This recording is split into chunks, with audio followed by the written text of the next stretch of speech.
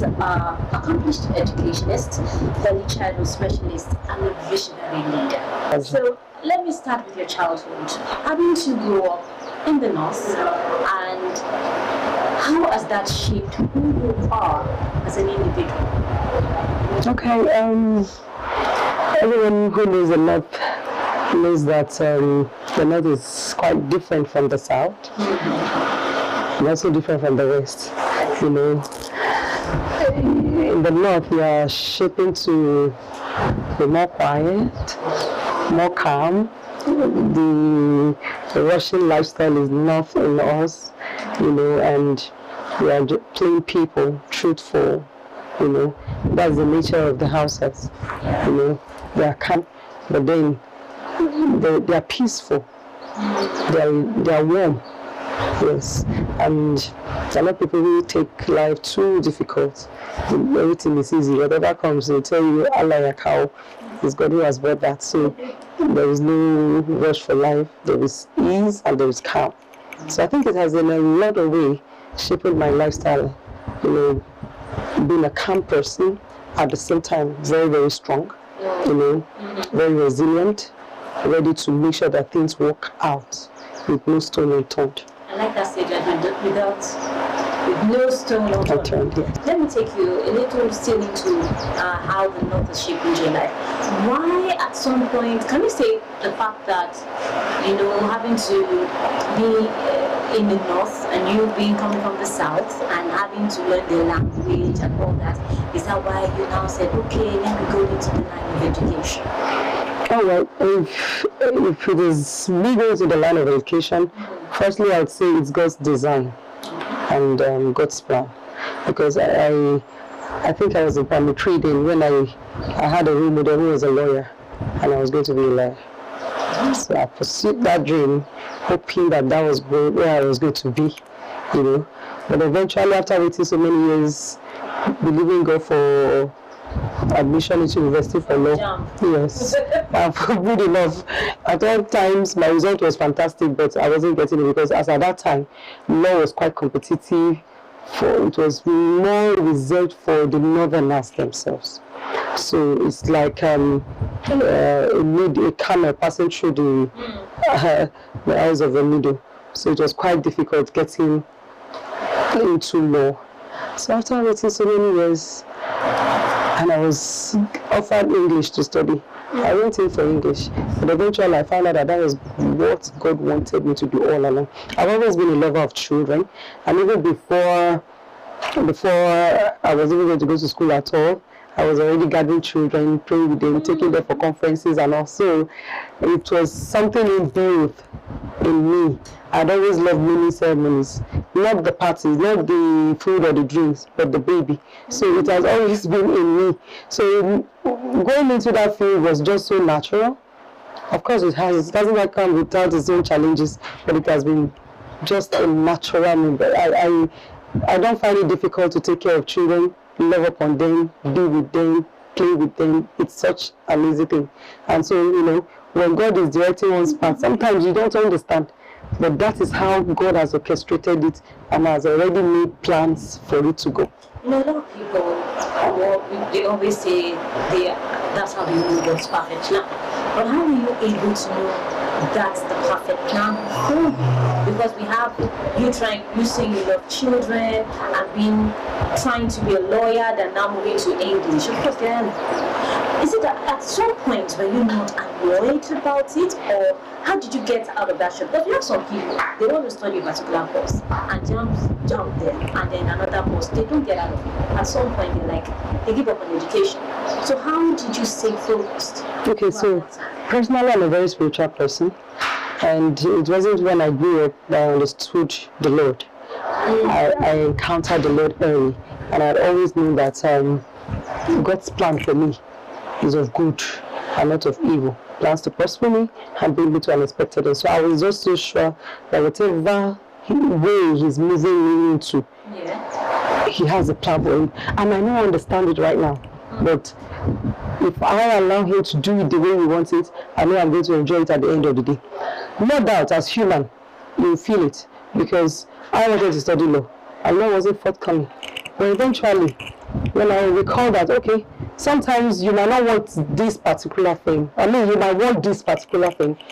And God is rerouting it through another means to get to that point. So I felt, okay, maybe if I go in for English, maybe later I could still go in for law.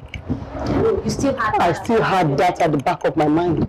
But when I was done with English and I found my way where I was, I knew that no, law is not it at all, not even me anymore. So now I ended the whole discussion about law entirely. Entirely. Yes. So now take us now to after school. How was it like having to leave? Of course, you studied in the north. So having to leave the north and go into another environment, was there no kind of shock again? The shock was massive. I have to be very, very frank with you. Firstly, when I landed in Lagos, the difference was just too clear. It was just too much because I came in December. The weather was extremely cold. That's even the first thing. Extremely cold in Kano. And then within an hour, I was in Lagos and it was extremely hot. So it was, number one, so shocking for me that this difference is just too much. And then getting there, lifestyle is totally different. It was when I got married, I had to move to Lagos, you know. So getting to Lagos was something else. Everywhere you are rushing.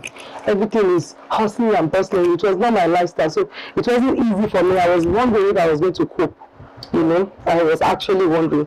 And then things are really so cheap in the north, you know, compared to the south or the southwest, if I may say. So sometimes I find myself comparing, you know, even the way we relate down in the north and how people relate. So I have to start learning the ways of the people here. I have to start knowing that, even when you are saying it is white, you might tell them it's cream. You know, you have to polish things, and like in the north, we are just so open and so direct. Whenever you're saying anything, we just say with no strings attached. Well, here, you have to learn the ways things are not exactly the way it is in the north. So there was a bit of struggle for me, actually, a bit of struggle, but eventually I acclimatized, and that's how humans are. I want to know how you were able to get out of that. Because we have some women that, you know, by the time they get into such phase, they hardly get out of it. And sometimes it leads to depression, they feel unfulfilled.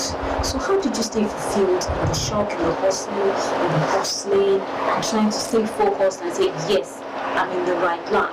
Okay, so I'm going to say I'm blessed to have a husband by my side. He's such a good person, you know.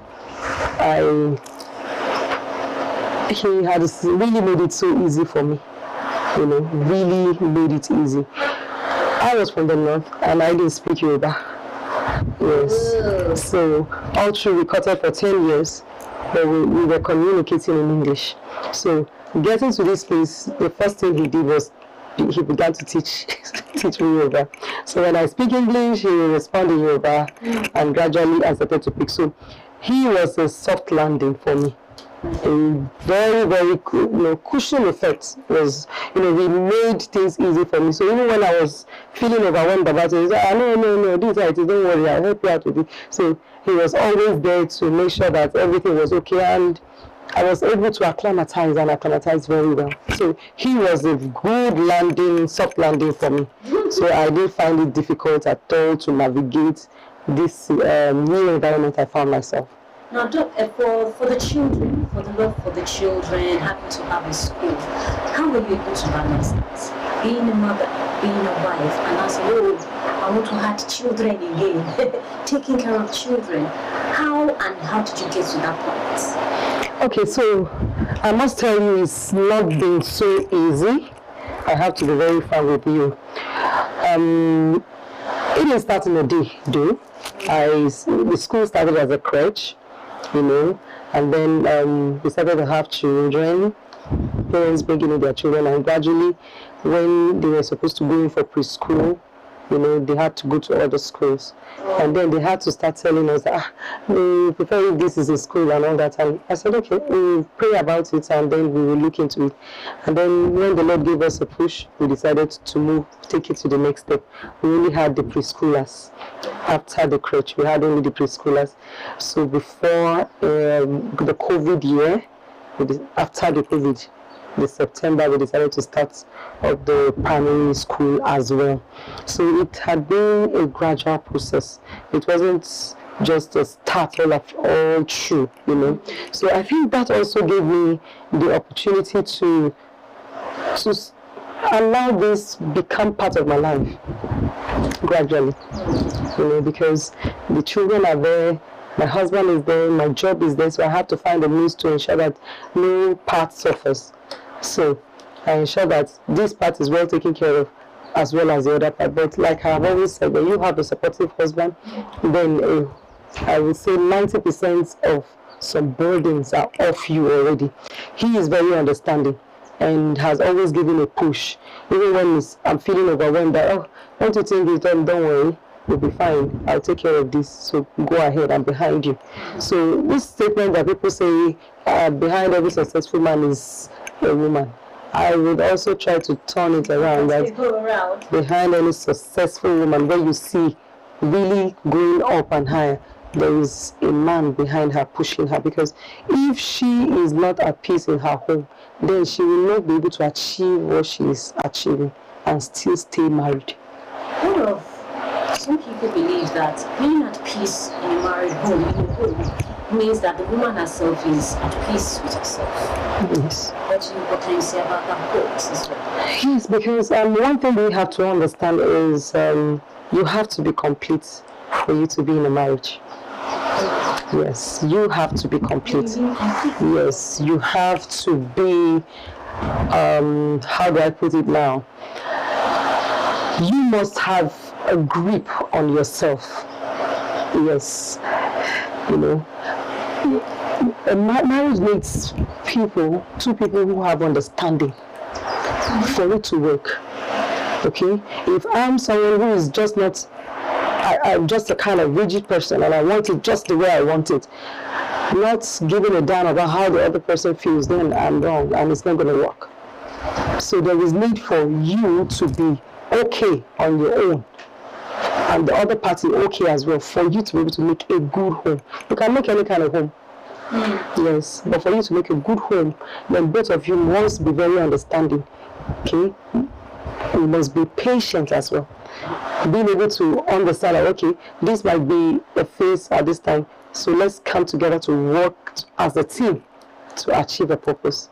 As a team, yes. We have women out there who they know the mind of the team, yes. But at some point they want to decide to be themselves. Like, yes, we are together, we are married together, but I want to have my own choice. I want to have my own being. And some people believe that when should she have it when she already has a husband and they want a team? What can you say to that kind of woman? Is she on the right path? Or she can just slow down? Well, I'm not going to encourage any woman to slow down. Yes, I encourage women to be go-getters. Yes, be go-getters. But one thing I don't joke with is the authority of the head. Okay. Yes, I don't joke with it because I believe when you have the backing of your husband, now you're married. If you're single, okay, the backing of your parents. But when you're married, the backing of your husband, then you have everything. Yes. So, but then, when you are you want to achieve a particular goal, you're seeing it that you ought to achieve this goal. But your husband is not seeing it in that light. For me, because I'm a spiritual person, I'll go into the place of prayer for him to be able to see what I'm saying. Yes. So I'm not, in quotes, going to slow down, but I'm rather going to pray to bring him up to that level to understand what I am saying that he is not saying. So while I'm praying about it, I'm also bringing this particular thing back to the table again for him to reason it out. So, and it has always worked for me. So as a woman, I'm not going to be pushy, excessively pushy, insisting it has to be my own way. No. Personally, when people see me outside and how strict I could be, they feel probably, hey, I'm the one calling the shots in the house. It's a no. But I have my own ways of going around it. Okay? So I bring it subtly and I leave it there. And then I go to the prayer room. That's a subtle way. In a subtle way. And then I go to the prayer room to pray. And then eventually he'll see what I'm saying. Oh, he brought this up. Okay, let's think about it. And then I explain what I'm looking at. And then, okay, let's give it a try. I won after all. Yes. But not trying to take over his own place. Taking authority in the house.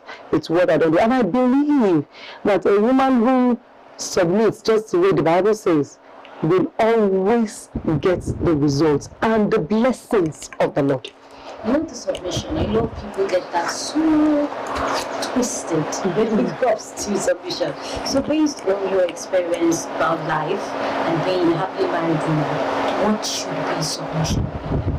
Yes, submission generally will be submitting to an authority, bowing to an authority.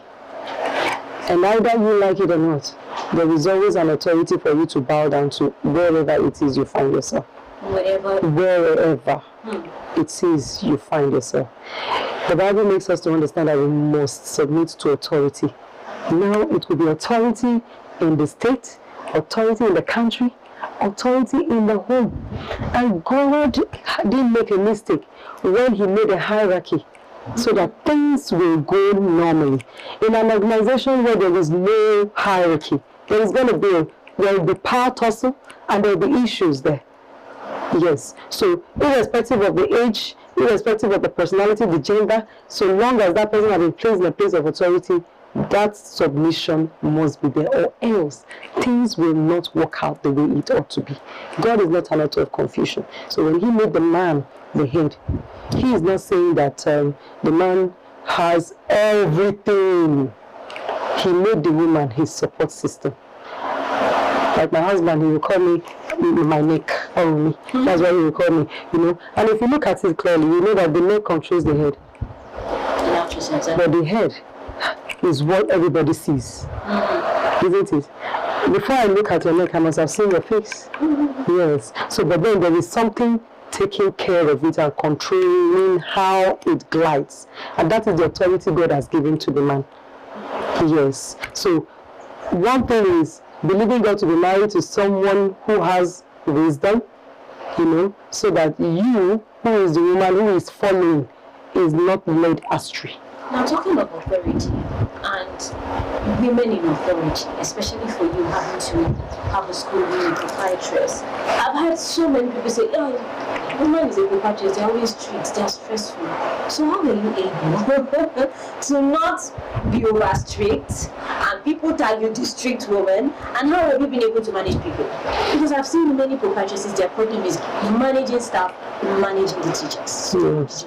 So generally, leading people is a whole lot, generally. So you must have people management wisdom.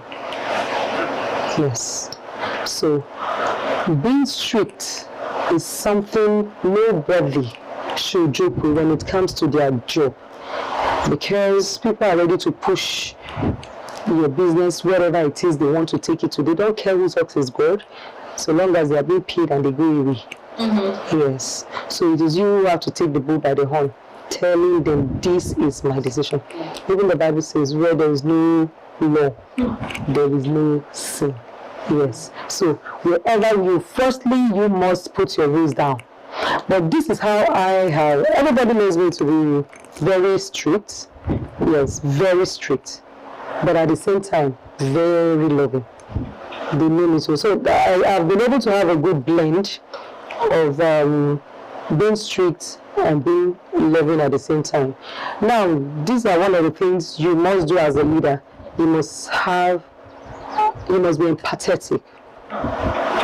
You must be able to put yourself in the shoes of your staff.